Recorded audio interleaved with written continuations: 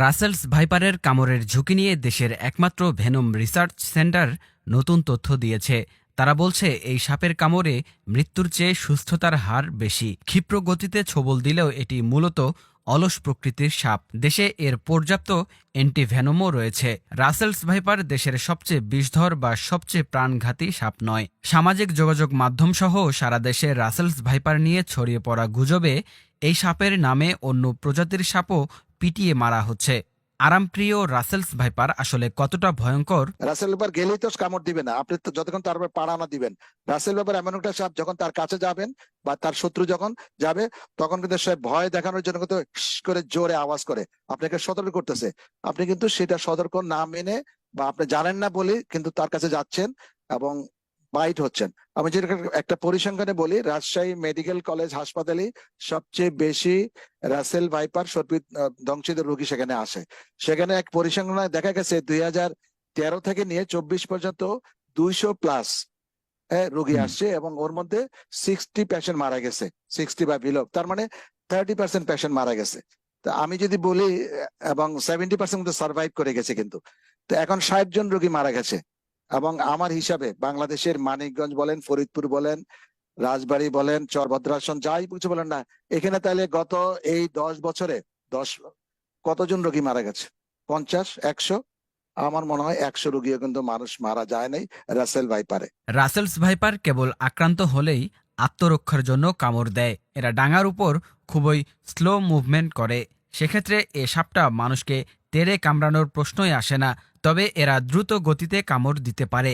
আসলে কি এটি শত শত বাচ্চা জন্ম দিয়ে সারা দেশে ছড়িয়ে পড়ে? বন ও পরিবেশ সংরক্ষণ বিশেষজ্ঞ আবু সাইদ ফেস দ্য পিপলকে এক সাক্ষাৎকারে বলেন, রাসেল ভাইপার সাধারণত 10, 15, 20, 30, 40টা বাচ্চা দিচ্ছে। হাইয়েস্ট রেকর্ড হলো 63, ওয়ার্ল্ড রেকর্ড। কিন্তু আমাদের মিডিয়া এবং আমাদের অনেক সকল বিশেষজ্ঞরা বলছে 80টা, 100টা পর্যন্ত বাচ্চা দিচ্ছে। এটিও অতিরঞ্জিত। তাছাড়া আপনাদের আরেকটা জিনিস খেয়াল করতে হবে, রাসেল ভাইপারের বলেন যে কোনো বিষধর সাপ যেদিন জন্মগ্রহণ করবে, আইদার ডিম থেকে করুক বা সরাসরি বাচ্চা প্রসব করুক, আমাদের ভাইপার গ্রুপের, তার কিন্তু বীজজাত থাকবে এবং বীজতরি থাকবে। এবং সে যদি ধ্বংসন করে পরিমিত বিষ প্রয়োগ করতে পারে, তাহলে কিন্তু মানুষ সহ অন্যান্য প্রাণী মারা যাবে। আর রাসেল ব্যাপার যেটা বলছে, আসলে রাসেল ব্যাপার যেভাবে বলা হচ্ছে, এটা আসলেই একটা গুজব ছড়িয়েছে। কারণ আমি 2004 সাল থেকে সাপের উপর, সর্পদংশের উপর কাজ করছি। আজকে প্রফেসর ফয়েজ এখানে আছে, ওনাদের সাথে আমরা একসাথে কাজ শুরু করেছি। আমি দেখেছি যে পদ্মার চরে বা যেসব জায়গায় আপনি এখন সারা দেশে বলছেন 80টা 28টা ডিস্ট্রিক্টে আছে, আমি চ্যালেঞ্জ করে বলতে পারি কালকে আমি এক জায়গায় যাব, সেখানে আমাকে কেউ একটা সাপও দেখাতে পারবে না, সারাদিন ঘুরলে একটা সাপ দেখাবে না। সাপরা ফসলের জন্য অনেক উপকারী।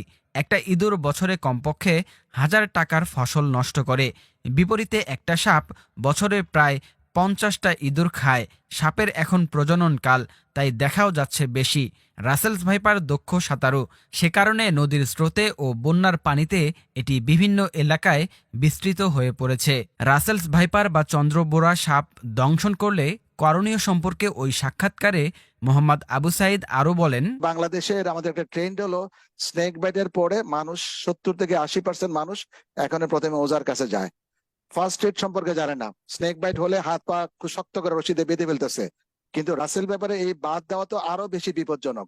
রুগীকে হাঁটাচলা করাচ্ছে, করে তার কি হচ্ছে, তার ব্লাড প্রেশার বেড়ে যাচ্ছে, তার রক্ত চলাচল বেড়ে যাচ্ছে। ওজার বাড়ি ঘুরে টুরে যখন সে ফেলিওর হচ্ছে, তখন শেষ পর্যায়ে কিন্তু হাসপাতালে যাচ্ছে। হাসপাতালে মনে রাখবেন অ্যান্টিভেনম আছে। অ্যান্টিভেনমের কাজ কি? অ্যান্টিভেনমের কাজ হলো এই বিষটাকে নিউট্রালাইজ করা। সেটাও তো নিউট্রালাইজ করতেছে, কিন্তু এই যে রাসেল ব্যাপারে যে কমপ্লিকেশন, তার কিডনি ফেলিওর করতেছে, তার হৃৎপিণ্ডের সমস্যা হচ্ছে, তার ফুসফুসের সমস্যা হচ্ছে, তার ব্লাড সেল গুলো ভেঙে যাচ্ছে, পিটুইটারি গ্ল্যান্ডের সমস্যা হচ্ছে, মাল্টিপল ডিসঅর্ডার হয়ে যাচ্ছে। এইগুলো তো অ্যান্টিভেনম দিয়ে কভার করবে না। এবং এর জন্য দরকার বিশেষায়িত হাসপাতাল, এবং সেখানে অনেক ব্যয়বহুল আইসিইউ সাপোর্ট। সাধারণ এই গরিব মানুষ যারা এই সাপের দংশনে আক্রান্ত হচ্ছে, তারা মেডিকেলে যায় তো জাস্ট একটা ওয়ার্ডে পড়ে থাকতে, বিছানায় পড়ে থাকতে, মাটিতে পড়ে আছে। তার পক্ষে আইসিইউ বেড কালেকশন করা সম্ভব হবে না।